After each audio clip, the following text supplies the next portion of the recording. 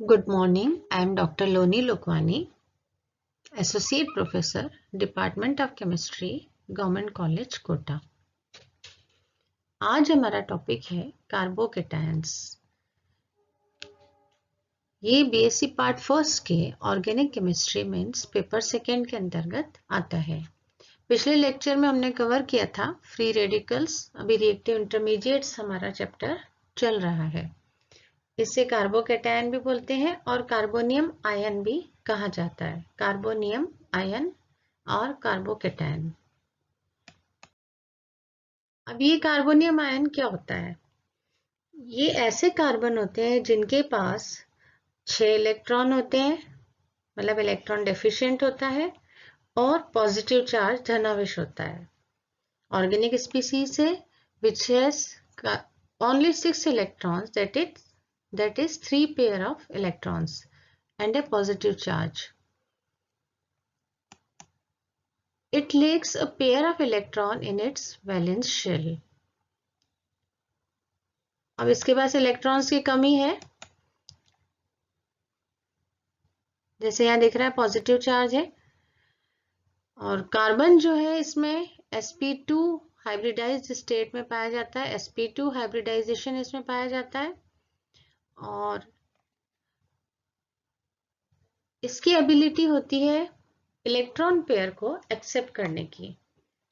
अब इसी बेसिस पे हम इसको वर्गीकृत कर सकते हैं, इसको क्लासिफाई कर सकते हैं मेनली 3 ग्रुप्स में। First is primary carbonium ion, second secondary carbonium ion and third is tertiary carbonium ion. First is primary carbocation या कार्बोनियम आयन मीन्स प्राथमिक carbonium ion. If the positive charge is present on primary carbon atom, then it is known as primary carbonium ion. जैसे example है CH3, CH2 means ethyl carbonium ion. दूसरा example हम देख सकते हैं, अगर CH3, CH2, CH2 plus charge हो तो प्रोपिल कार्बोनियम आयन, ऐसे ब्यूटिल हो सकता है कार्बोनियम आयन, बेंजिल हो सकता है। तो ये सारे जो है C6H5CH2 पे प्लस चार्ज, तो बेंजिल वो भी प्राइमरी कार्बोनियम आयन है। तो इस तरह से ये इसके एग्जांपल्स हैं। अब नेक्स्ट है सेकेंडरी कार्बोकेटायन और secondary carbonium ion. If the positive charge is present on secondary carbon atom then it is known as secondary carbocation. Mean secondary carbon atom क्या होता है? CH ग्रुप, जिससे कि 2 C जुड़े हों, alkyl groups CH3 CH CH3। अब ये secondary carbon पे पॉजिटिव चार्ज है तो ये कहलाएगा secondary carbonium ion, isopropyl carbonium ion. Secondary butyl भी ले सकते हैं, CH3 CH2 CH CH3 और CH पे अगर पॉजिटिव चार्ज है तो सेकेंडरी ब्यूटिल भी जो है सेकेंडरी कार्बोकेटायन या सेकेंडरी कार्बोनियम आयन का एग्जाम्पल है। Third is tertiary carbonium ion, तृतीयक carbocation. If positive charge is present on tertiary carbon atom, then it is known as tertiary carbocation. जैसे कार्बन है और 3 एल्किल ग्रुप्स जुड़े हुए हैं और कार्बन पे प्लस चार्ज है, तो ये टर्शियरी कार्बन पे पॉजिटिव चार्ज है, तो ये कहलाएगा टर्शियरी कार्बोकेटायन। एग्जाम्पल है टर्शियरी ब्यूटिल कार्बोनियम आयन, तो ये इसका एग्जाम्पल है। दूसरा लिख सकते हैं CH3 C पे प्लस चार्ज है, CH2 CH3 CH3 tertiary Emil, वो भी उसका टर्शियरी का कार्बोकेटायन का एग्जाम्पल है। तो इस तरह से हम क्लासिफाई कर सकते हैं इसको 3 पार्ट्स में। अब इसका स्ट्रक्चर, संरचना कैसी होती है कार्बोनियम आयन की। अब इसमें हाइब्रिडाइजेशन जो है sp2 पाया जाता है, sp2 हाइब्रिड स्टेट होती है इसकी, और sp2 है तो बॉन्ड एंगल होगा 120 डिग्री का। 3 sp2 जो है हाइब्रिड ऑर्बिटल्स जो है इसमें यूटिलाइज हो रहा है, 1 2 एंड 3 किसमें यूटिलाइज हो रहा है? बॉन्ड फॉर्मेशन में। और ये वाला pz जो ऑर्बिटल थे ये इसमें वैकेंट होता है, खाली होता है, तो अनयूज्ड होता है, तो pz ऑर्बिटल खाली होता है और sp2 हाइब्रिडाइजेशन पाया जाता है और 120 डिग्री जो है इसका बॉन्ड एंगल होता है। तो इस तरह से इसकी ये संरचना है। तो इसके स्ट्रक्चर हो जाएगा प्लेनर ट्रायंगुलर समतल त्रिभुजीय, जो कि sp2 हाइब्रिडाइजेशन का कैरेक्टर है।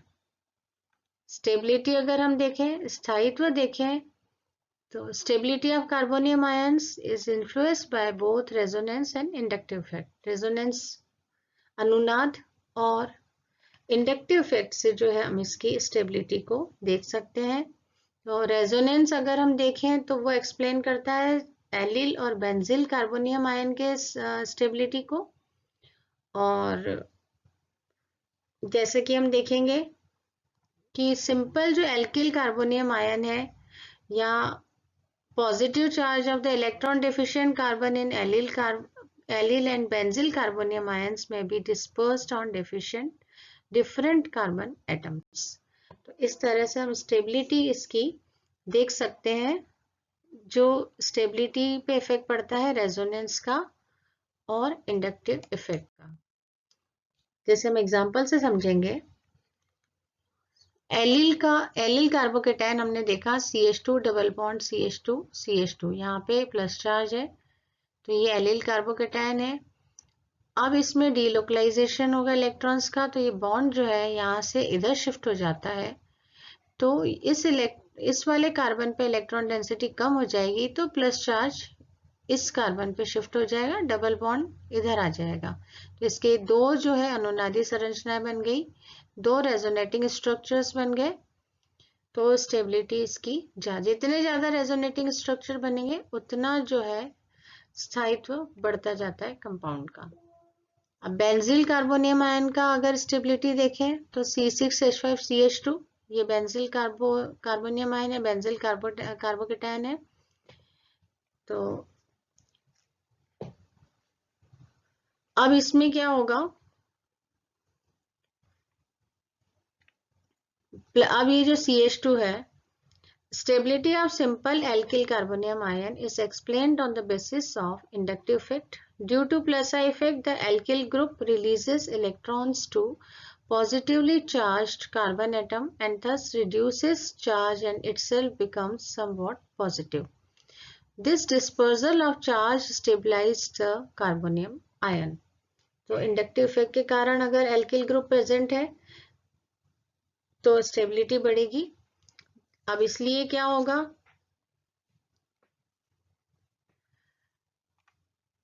जितने ज्यादा टर्शरी जैसे कार्बोनियम आयन है, जैसे ये वाला टर्शरी कार्बोनियम आयन है जिसमें कि 3 एल्किल ग्रुप है, ये ज्यादा स्टेबल होगा कंपेयर टू सेकेंडरी से, क्योंकि यहाँ 2 एल्किल ग्रुप है और इलेक्ट्रॉन डोनेटिंग है। तो यहाँ इस तरह से इसकी जो है स्टेबिलिटी ज्यादा होगी कंपेयर टू सेकेंडरी की स्टेबिलिटी ज्यादा होगी compare to primary carbonium ion RCH2 then methyl carbonium ion से। इस तरह से ये डिक्रीजिंग ऑर्डर में स्टेबिलिटी दिखाई जा रही है यहाँ पे सिंपल एल्किल कार्बोनियम आयन की। ऐसे अगर बेंजील में देखें तो यहाँ CH2 प्लस है। अब यहाँ डीलोकलाइजेशन होगा इलेक्ट्रॉन्स का, तो डिस्पर्सल होगा प्लस चार्ज का। अगर यहाँ डबल बॉन्ड शिफ्ट हो जाता है तो यहाँ पे प्लस चार्ज आ जाएगा, तो सेकेंड स्ट्रक्चर यहाँ बनेगा। अब ये डबल बॉन्ड जो है यहाँ शिफ्ट हो जाएगा, तो प्लस चार्ज जो है इस कार्बन पे आएगा, तो नेक्स्ट स्ट्रक्चर ये बनेगा। अब इसके बाद ये बॉन्ड इधर शिफ्ट हो जाता है, तो इस कार्बन पे जो है प्लस चार्ज शिफ्ट हो जाएगा, थर्ड स्ट्रक्चर ये बनेगा और उसके बाद नेक्स्ट स्ट्रक्चर ये बनेगा। तो जितने इसमें 5 इसके रेजोनेटिंग स्ट्रक्चर्स है बेंजील कार्बोनियम आयन के, अनुनादी संरचना यहाँ दिख रही है। तो जितनी ज्यादा अनुनादी संरचना है रेजोनेटिंग स्ट्रक्चर्स होंगे वो इनकी जो है स्टेबिलिटी बढ़ाएगा। और सिंपल एल्किल कार्बोनियम आयन में इंडक्टिव इफेक्ट का इफेक्ट पड़ेगा, जैसा कि अभी मैंने बताया। तो tertiary then secondary then primary, तो ये इसका डिक्रीजिंग ऑर्डर में जो है स्टेबिलिटी यहाँ शो हो रही है। और इसी तरह अगर इलेक्ट्रॉन अट्रैक्टिंग ग्रुप हो, अगर माइनस आई इफेक्ट वाला, मतलब इलेक्ट्रॉन्स को आकर्षित करने वाला ग्रुप हो, इसके अपोजिट हो, जैसे CN है, NO2 है, ब्रोमो ग्रुप है, Br है, तो वो कार्बोनियम आयन को स्टेबिलिटी उसकी कम कर देते हैं। और ये जो है प्लसा इफेक्ट वाले, जैसे एल्किल ग्रुप जुड़ा है, तो ये कार्बोनियम आयन की स्थायित्व स्टेबिलिटी को बढ़ा देते हैं। तो इस तरह से हम जो है यहाँ देख सकते हैं stability of carbonium ion.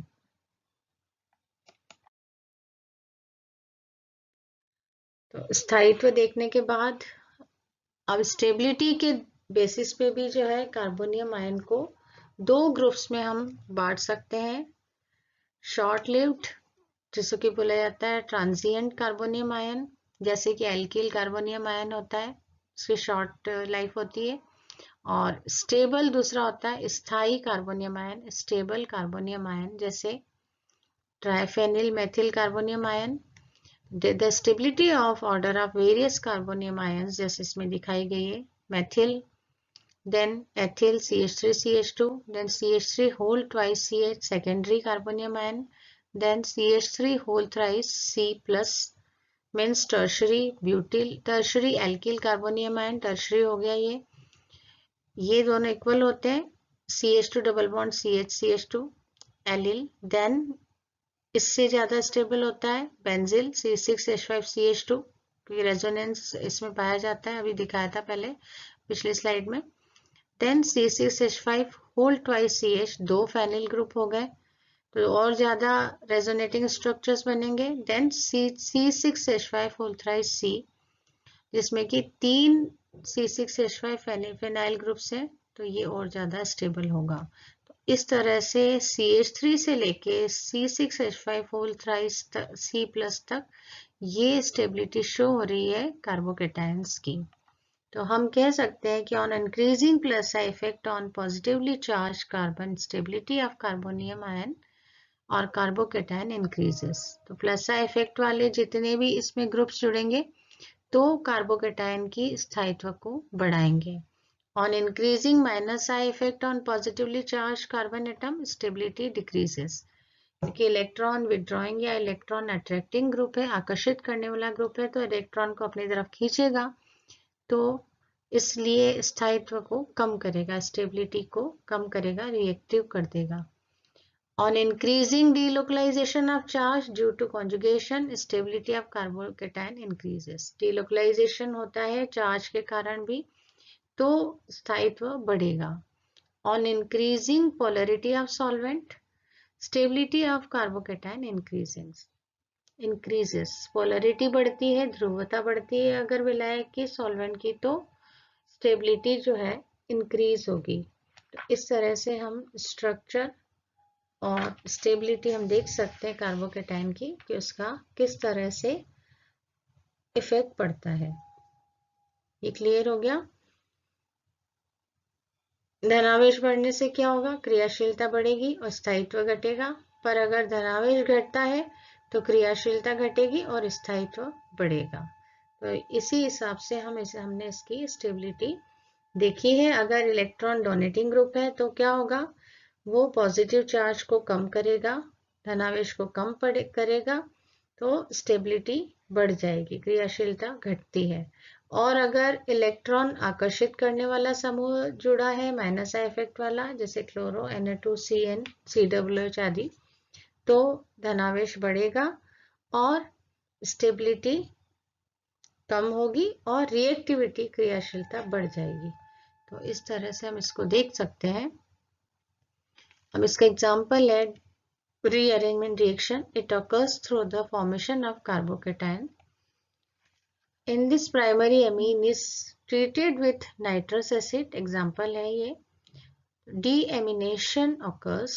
Carbocation is formed which get rearranged and rearranged products are formed. अगर हम एग्जाम्पल देखें तो deamination के दौरान कार्बोकेटायन बनता है और फिर उसका रीअरेंजमेंट कराया जाए तो अलग अलग प्रोडक्ट हमें प्राप्त होते हैं। जहाँ जैसे एग्जांपल में यहाँ दिख रहा है, एन प्रोपिल नॉर्मल प्रोपीन अमीन लिया है, CH3CH2 CH2 NH2, nitrous acid के साथ अगर रिएक्शन होती है तो पहले बनेगा primary carbonium 1 degree, primary carbocation CH3CH2 CH2, अब अगर हाइड्रोजन या रीअरेंज होकर हाइड्रोजन शिफ्ट हो जाती है इस कार्बन पे, तो ये चेंज हो जाएगा CH3 CH plus, CH3 means ये सेकेंडरी कार्बन है, तो सेकेंडरी कार्बोकैटायन का निर्माण होगा।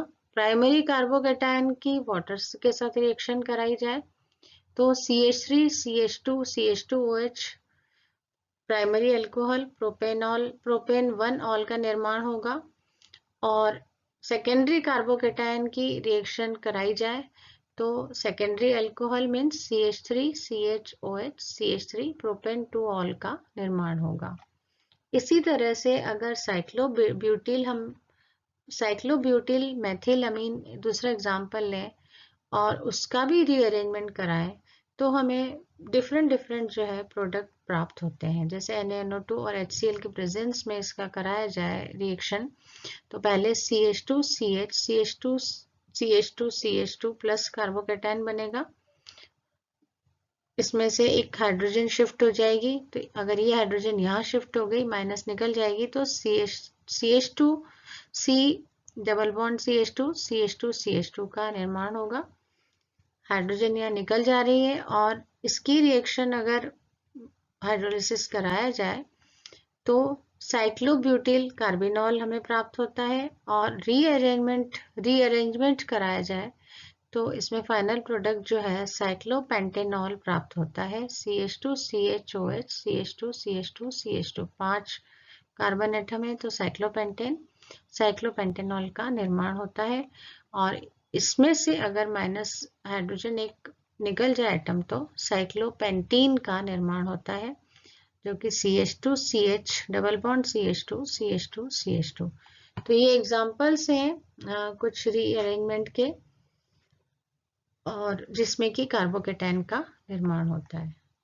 तो ये आपका कंप्लीट हो गया रिएक्टिव इंटरमीडिएट कार्बोकैटायन या कार्बोनियम आयन। Thank you.